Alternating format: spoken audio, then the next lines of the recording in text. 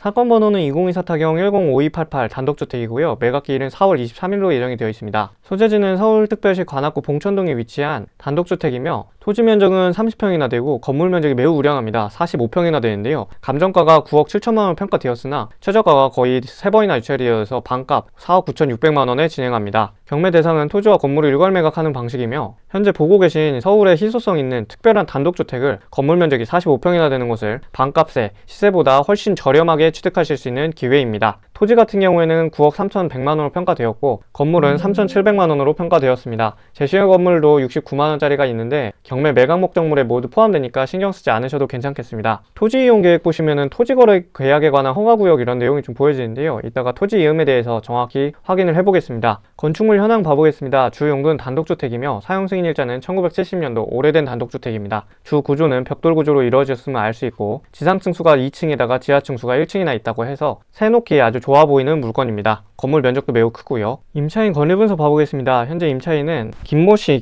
이모씨 총 3명이 있는데요. 임차인의 전입일자랑 건물 등기에 있는 가장 최선 순위의 말소기준권인 근저당권의 날짜와 비교를 해보시면 됩니다. 근저당권의 날짜는 21년 9월 2일이고 나머지 임차인의 전입일자가 이보다 늦거나 같습니다. 그런데 임차인 같은 경우에는 전입을 한 날짜부터 다음날 00시부터 대항력이 발생되게 됩니다. 따라서 근저당권자에게 모두 다 대항을 할 수 없으므로 모두 다 낙찰자에게 대항을 할 수 있는 권한이 전혀 없습니다. 다들 명도 대상이신 거고요. 따라서 지금 보고 계시는 임차인 권리분석에 관한 내용에서는 아무것도 신경 쓰지 않으셔도 괜찮습니다. 참고로 여기 매각물건 명세서 비고란에 보이시는 내용이 김기일 모씨가 있는데 대항력 요건에 전입일자로 인정되어 있지 않고 대법원 판례에 따라서 현 소유자로 소유권 이전 등기된 다음날부터 대항요건으로 전입일자가 인정된다. 이런 내용이 있잖아요. 이런 내용은 무엇이냐면 이 김기일 모씨 같은 경우에는 이 물건의 전 소유자입니다. 그러면서 현재 소유자에게 이 물건을 팔면서 그 동시에 임대차 계약서를 작성하여서 소유자에서 임차인으로 그 지위가 변경된 거죠. 쉽게 말해서 전 소유자였는데 물건을 팔면서 임차인으로 계속 살고 싶다 해가지고 거주 중인 임차인입니다. 그런 경우에는 전입일자가 이전부터 계속 살아와 있기 때문에 이 근저당권자보다 무조건 우선하잖아요. 그러면 자칫하면 대항력이 있다고 나올 수 있는데 대법원 판례에 의하면 그런 경우에 현재 소유자가 이 물건을 취득하고 소유권 이전 등기된 다음날부터 대항력이 발생한다는 취지이므로 만약에 이 날짜가 2019년도다 이렇게 한다고 하더라도 실제 대항력은 현재 소유자가 소유권 이전 등기된 다음날부터 발생한다 이런 내용입니다. 단독주택 같은 경우에는 권리분석을 볼 때 건물 등기와 토지 등기를 따로 보아야 합니다. 그런데 그 건물과 토지의 등기의 내용이 똑같아서 건물 등기만 봐보도록 하겠습니다. 소유권, 근저당권 2개, 임차권 2개, 가압류, 임의경매, 압류 이렇게 있는데요. 우선 하나씩 봐보겠습니다. 소유권하고 임의경매는 경매 절차가 끝나면 소유권을 빼앗기게 되니까 경매 등기와 소유권은 당연히 소멸합니다. 민사집행법 91조에 보시면 근저당권과 압류 같은 경우에는 그리고 가압류까지 이렇게는 모두 다 소멸하는 권리입니다. 그리고 임차권은 왜 소멸하게 되어 있냐면요. 현재 전입일자가 22년 11월 14일인데 21년 9월 2일에 말소기준 권리보다 날짜가 늦기 때문에 소멸합니다. 이것도 민사집행법 91조 보시면은 내용에 모두 다 기재되어 있는 사항이므로 지금 보고 계시는 모든 등기상 권리들은 낙찰자에게 아무런 대항을 하지 못하고 소멸하는 권리이므로 깔끔하게 법원에서 소유권을 가져오는 절차라고만 생각하시면 되겠습니다.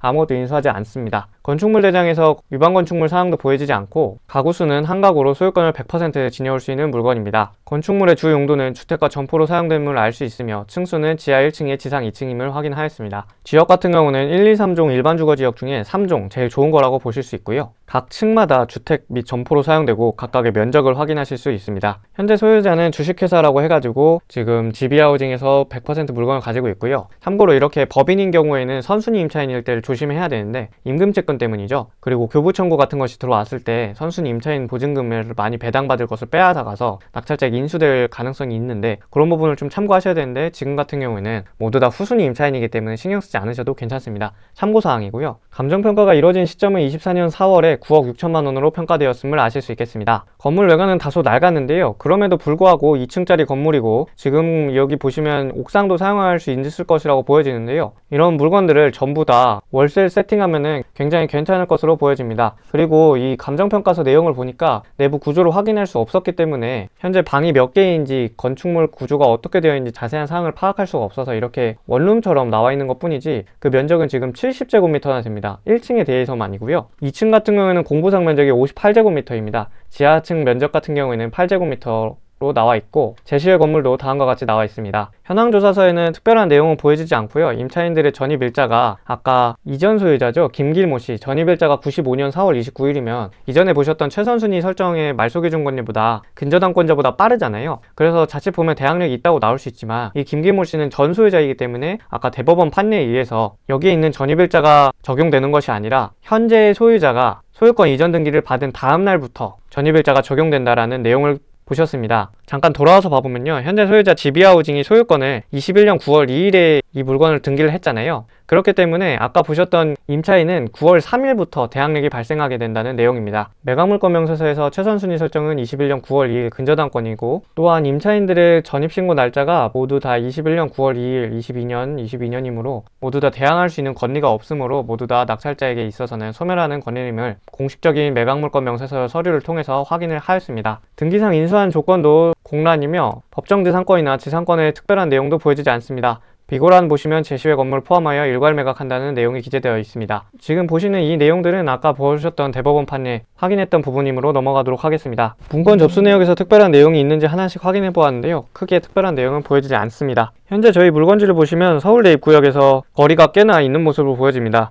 그럼에도 버스를 타고 이동하면은 서울대 입구역 2호선까지 접근이 가능하고 이수역까지도 버스를 통해서 환승이 가능한 위치에 소재해 있습니다. 강남구 직장인들에 대한 수요가 조금 있을 것으로 보여지고 비교적 어느 정도 수리해서 깔끔하게 해놓고 세를 좀 싸게 놓으면은 입지가 우량하기 때문에 경쟁력이 있을 것으로 보여집니다. 유사 물건 시세도 봐보겠습니다. 저희 물건 같은 경우에 토지가 지금 99제곱미터인데요. 91짜리 그리고 102짜리 나와 있는 걸 보시면 낮은 가격순 기준으로 7억과 7억 1천만 원으로 나와 있습니다. 이것은 좀 단층 주택이기 때문에 저희 물건지보다는 좀 떨어지죠. 그런 것들을 좀 감안하면은 이 물건의 시세는 지금 호가 기준으로 7억이라고 볼 수 있겠습니다. 그런데 저희 경매 물건의 최저가가 51%로 나와 있기 때문에 시세 차익은 호가 기준으로 봤을 때 2억이라고 볼 수 있겠습니다. 현재 이 감정가는 좀 높이 책정된 것으로 파악이 됩니다. 그리고 근저당권 채권 최고액을 보시면요. 이 물건의 시세를 대략적으로 파악을 할 수가 있습니다. 근저당권자가 담보 시세를 좀 파악을 했을 때 채권 최고액을 7억 6,800만 원을 잡은 걸 봐서는요. 시세는 최소 7억 이상은 될 것으로 보여집니다. 그러면은 시세차익은 2억으로 될 수 있겠죠. 그리고 단독주택 같은 경우에는 이 물건이 다가구잖아요. 2층짜리니까 방 공제를 좀 비교적 강하게 하는데 그것들도 감안하면은 시세는 더 높을 수도 있겠습니다. 토지 이용 계획에서 지목은 대지이며 면적은 99제곱미터, 개별 공시지가는 약 400만원에 육박하는 금액입니다. 토지 이용 규제에서 보시면은 토지거래 허가구역 모아타운 내에 지목은 도로와 토지 이런 부분이 나와 보여가지고 혹시 모아타운 재개발지인가 이런 내용을 좀 확인해 볼 수 있는데요. 제가 이 물건을 좀 알아본 결과 모아타운 대상은 아니며 최근 모아타운 대상지 내에서 기획부동산이 도로 같은 것을 지분 쪼개기 위해서 사람들에게 거짓말을 하면서 속인 사건이 하나 발생이 되었습니다. 그래서 모아타운 내용이 토지규제 사항이 포함된 것으로 보여지며 저희 물건지가 모아타운 대상은 아님을 말씀드립니다. 경매 요약을 좀 해보겠습니다. 2호선 서울대 입구역 생활권으로 3번이나 유찰되어서 시세차익은 2억이 예상됩니다. 인수하는 권리는 없으며 현장조사는 별도로 좀 필요하겠습니다. 감사합니다. 궁금하신 점 있으시면 아래로 편한 댓글 남겨주시거나 카카오톡 문의 주시면 감사드리겠습니다. 감사합니다.